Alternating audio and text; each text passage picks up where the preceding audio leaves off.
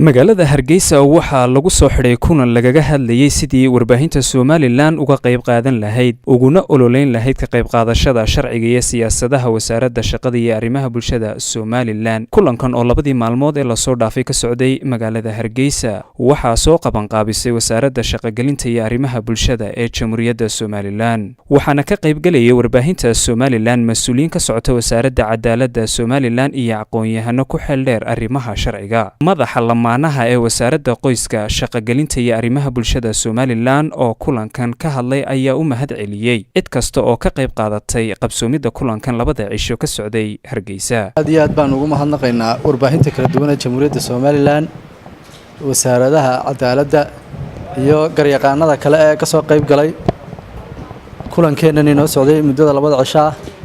waxaan kaloo aad ugu mahadnaqaynaa wasiirka wasaaradda shaqagelinta iyo arrimaha bulshada iyo qoyska marwahinda jaamac xirsigaani, agaasimaha guud agaasimaha waaxda qoyska iyo lamaanaha ee wasaaradda shaqagelinta iyo arrimaha bulshada, saxafigeena weyn ee barkad maxamed kaariye inoo daadahinayay muddada labada cisho tababarka, iyo shaqaale weynaha kale ee iyaguna hawsha qaybta laxadle ka qaatay wasaaradda shaqagelinta iyo arrimaha bulshada. wasiirka shaqagelinta arrimaha bulshada iyo qoyska Hinda Jaamac Xirsigaani oo kulankan soo xidhay ayaa warbaahinta kula dardaarantay inay shaqadeeda ku darto arrimaha bulshada, wararka ku saabsan iyo xaalad kasta oo ka taagan ay baahiyaan. in badan bay saxaafadu dhanka siyaasadda ay eegtay ama oo daraskeeda ugu weyni uu ahaaday dhanka siyaasadda.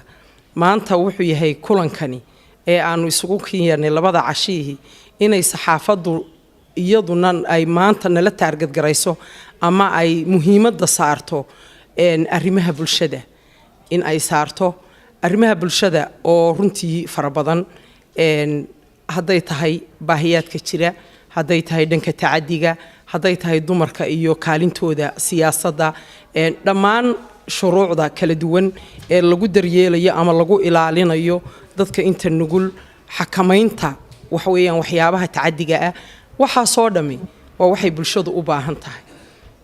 cidda kaliya ee dadka u dhegaha nugul yihiin ee bulshadu dhagaysato meel dheerna dhawaaqoodu gaadhaana waa bahda saxaafadda.